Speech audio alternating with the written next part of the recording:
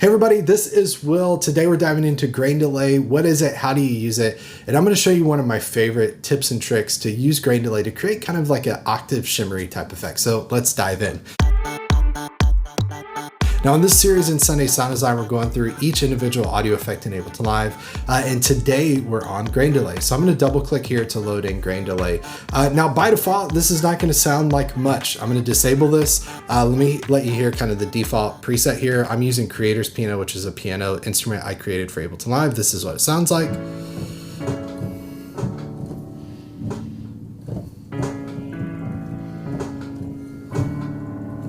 I don't know why I'm playing so low on the piano, but you get the point. Okay, let's enable grain delay. This is what it sounds like. Okay, by default, it doesn't sound like much. It just sounds like my signal delayed, but we're gonna dive into this, talk about how to use this for pure insanity and chaos. First thing I wanna mention, we have features listed to the left, features listed to the right here. What's kind of cool is if I go down to the bottom portion of the screen, I can assign these features to the x-axis. I'm trying my hardest not to say that like Michael Scott. So I can choose what feature I want to be controlled by the x-axis, and then what's over to the left here can be controlled by the y-axis. So you could assign this to a MIDI controller if you have a XY controller. That's pretty fun, gives you a lot of control here. But let's just start with our basic features. First thing I'm gonna do is go to dry wet. At its most basic, this is a delay, right? I can delay my signal, but it turns it into grains. It kind of chops it up into individual bits. And again, we can get into pure chaos and insanity here. So first thing I'm gonna do is go to dry wet, and I'm gonna click here to reduce this to where we can hear the original dry signal. So here's that signal. Okay, and now we start to hear some funkiness happening, right? So we hear the original signal and the wet or affected signal starting to cut through. Right, and again, grain delay, we could go as crazy with this as we want to. We can go as wild with this as we want to. We'll maybe start there, but then we're gonna talk about how to use this in some really useful, practical ways. Okay, so a little bit of craziness territory right now, but let's start with spray, okay? So I'm going to enable this and just crank this up. I think this is the best way to really have fun with stuff, and let's play. Okay, you start to hear those individual grains, right?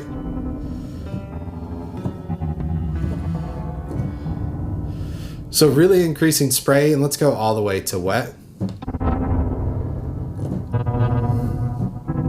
Right, so you're losing the original signal here. This is a really helpful utility in like a sound design thing when you really just want to obliterate a sound, just destroy it. Spray is really, really helpful for that, okay? So frequency, this is gonna change the size and duration of each of my grains. And so pitch and spray is gonna kind of change its tone based on what frequency is at. And we haven't got to pitch yet, but we have got to spray. But let's increase this, let's bump this up.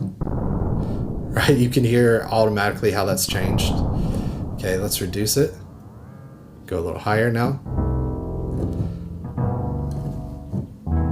It's almost like you hear the original signal, but just kind of crazy. Okay, and let's reduce spray. All right, you start to hear how that's affecting it. Okay, now let's go to pitch. So pitch is gonna transpose our delay, and it kind of works like a really lo-fi, low quality pitch change. Now here's, again, we'll talk about my favorite way to use this, to use it as like a Octave Shimmer type of thing, but let's just see how it kind of spans the gamut of sounds. Okay, so let's play my note here. As I'm increasing this, start to hear it increasing the pitch. And if I go all the way up, you hear it's basically an octave effect. Now it's hard to hear, but let me decrease our dry wet just a little. And I still don't think this is gonna sound great yet, but it's starting to show you what we can do with it.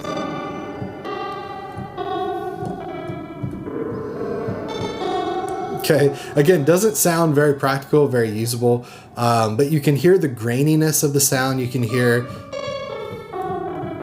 that I am adjusting the pitch of the delayed signal by using pitch. We can go down, what is that, 3 octaves, I think, 36, okay.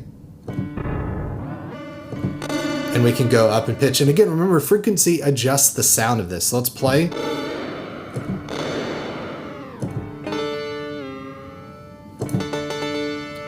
Okay, so we're starting to hear just kind of the octave effect now. Okay, so frequency all the way to the left. Let's go frequency all to the right. So it's a little more destructive, right? So you can start to hear the differences in that. Now, random pitch, again, when it comes to just destroying things, random pitch is going to be a great buddy for that. So let's increase random pitch. Again, let's go pretty crazy with it.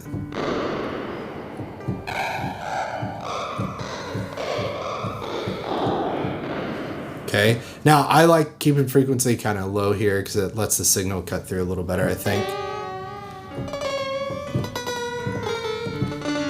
Again, we're starting to get into pure anarchy and destruction. Right. Again, you may be listening to this and going, well, how the heck would this ever be usable in a song? But again, if you want to destroy your audio, then this is a super helpful tool for that. It could be really helpful for droney ambient type stuff, but we're going to kind of rein this sound in here in a second, and you'll see how it's usable again for one of my favorite types of effects. So, there's our kind of random pitch. To me, if you want to make this usable and a little more musical, I'm going to leave that pretty low. But this is where things start to get interesting, and particularly for like drone pads type things, ambient type things. Feedback basically takes the original signal and feeds it back into the input. So you have to be careful. You could create kind of self-oscillation. You could create a feedback loop, which is the point of this. It's kind of like repeats, but again, you have to be very careful with this. But let's try it. Okay, so you start to get, I mean, to me, that starts to sound amazing, right? Just even that. All right, again, I have to be very careful because this can get out of control. We're starting to get into that territory, right? You hear it, super high pitched, but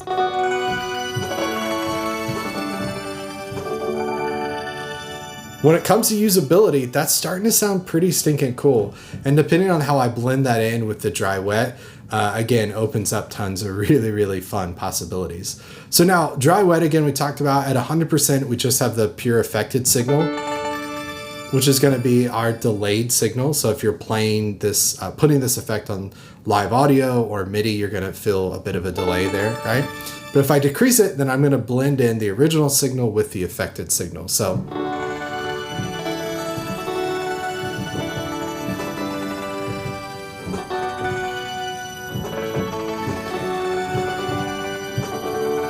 right, we start to get into some cool territories. Again, hopefully you kind of get that and are hearing that and seeing it. Now, let's go down here. We could change our beat division. If we have sync enabled, then what that's going to allow us to do is time our delay out based on 16th notes. So each one of these values is a 16th note, right? So there's a 16th note. If I combine these, then that gets me to an 8th note. If I combine those, that gets me to, I think, a quarter note. There we go. I believe my math is correct on that. But let's turn our click on just for a second here. Let's make sure this isn't too loud. We're at 120 BPM. And let's take this here. So I'll play one note.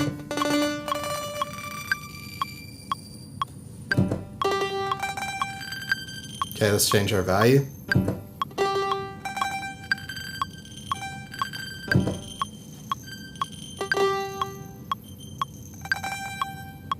Right, so you can hear as I increase that, it's changing when that delay happens. So again, a delay, if you're not even familiar, and I should have started with this, if you're not even familiar with what a delay is, it basically takes our incoming signal and it shifts it, delays it, makes it later, but kind of repeats it. And so if I adjust my delay, like what's the note value of what I want this to be, and then I increase feedback or repeats, and that kind of starts to create some cool effects. Guitar players use it a lot, like the Edge from U2, but it can also be used to kind of create a reverb type thing or kind of a drone pad ambient type deal. But let me show you one other thing we can do with our delay time, and then we'll have some fun here.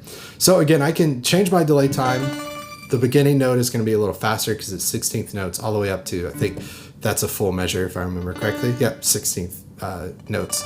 So you could see how you can have some fun with that, all right? If I turn off sync, then I'm just using milliseconds here. Okay, if I increase, it's going to be later.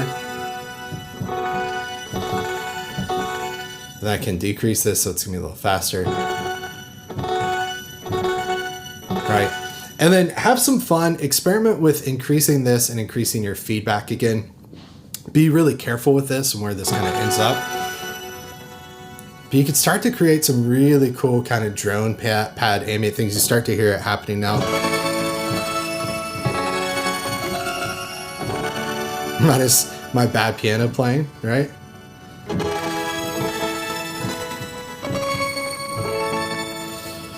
So hopefully you're starting to hear how this could be used in some really interesting ways. I want to show you next one of my favorite ways to use it to create a Octave Shimmer type effect. But before I do that, if you like performing on stage with Ableton Live, if you like content like this, then make sure you hit subscribe, hit the bell icon so you're notified when I post new content. I post a new video every single day, 10 a.m. Central. Every single Sunday, 10 a.m. Central, we have a brand new episode of Sunday Sound Design. We're in the middle of the series where we're walking through different audio effects, but we're having a bunch of fun. So if you enjoy this, hit subscribe. It's also a way just to say thanks for the content. Leave any comments you want below, as long as they're kind. If they're mean, if they're too mean, I'll delete them. If they're good feedback, maybe I'll respond to them. But anyway, you got it. Let's dive back into it. So let's talk about how to create a Octave Shimmer type effect and combine this with one of my other favorite effects in Ableton Live, and it's so much stinking fun. So here we go. All right, let's finish this guy out. So first thing I want to do with grain delay, I'm going to decrease my spray all the way down to 0.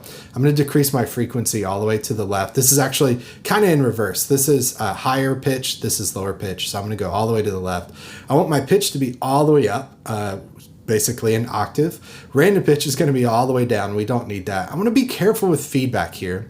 I don't want to go too crazy with this. Dry wet, for the sake of this, I'm going to increase all the way to 100%. And then time, I'm going to keep this all the way to the left, right? So all the way down. So default state of this when I play is this, okay? But you're maybe hearing that and going, well, how the heck is this going to be usable and practical? But let's pair this with one of my favorite other effects. So I'm going to go over here, back to my audio effects, go to reverb. I'm going to double click to load this in.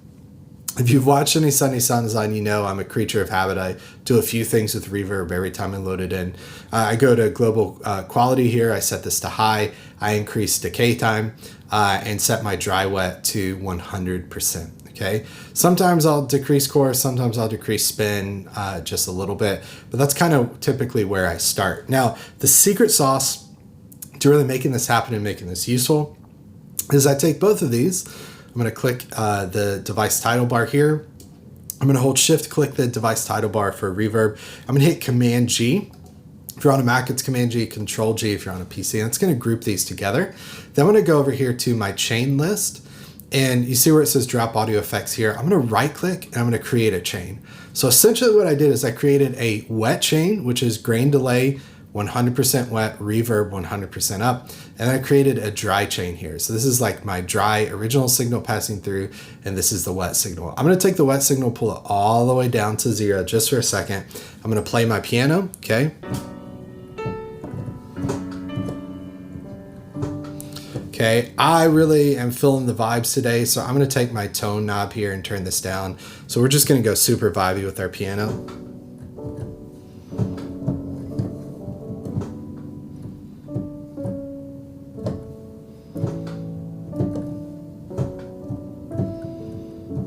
Sorry, I'm just weeping over here. Now, let me slowly fade this up, okay? Watch what starts to happen with our piano as we bring this in. Okay, you start to hear our reverb there in the background slightly.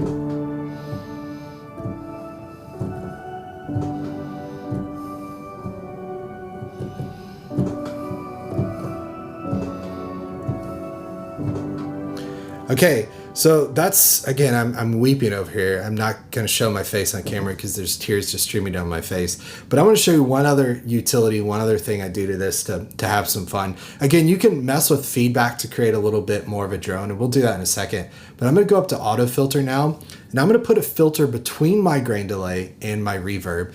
And I'm going to decrease this just to cut off a little bit of the high end to basically just get this to function as really just an octave type effect. Okay, and we're going to go ahead and increase our feedback a little because I like to live life on the edge here.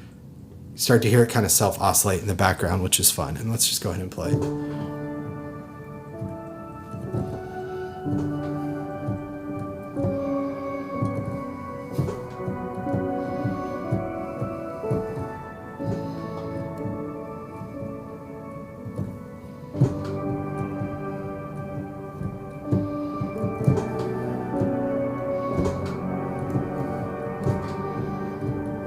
little better if I knew how to play piano, but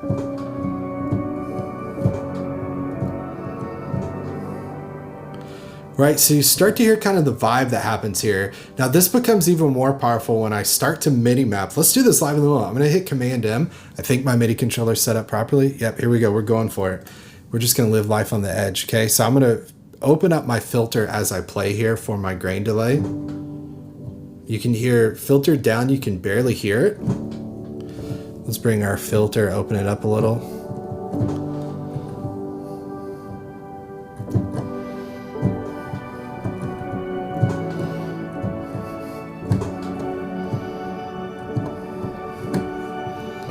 With our filter open all the way up, we obviously have that really shimmery type kind of octave effect that's going to play. Sounds really beautiful, particularly in the higher octave range there, higher register. And then again, we can filter that out kind of as needed. So you can really experiment with the filter frequency. You can experiment with the feedback there and just have tons and tons of fun. So that's a look at grain delay in Ableton Live. Load that on almost anything. Vocals, again, try to destroy stuff, but then try to create a really cool octave shimmery thing like I showed you here. I love it on pianos, pad type things. Let me know how you use it, and stick around next week because I'm going to show you one of my favorite brand new effects that's in Ableton Live 11 that gives you a shimmer and a reverb built into one. But to see that, you got to hit subscribe, enable the bell icon. See you next week. Take care, everybody. Bye.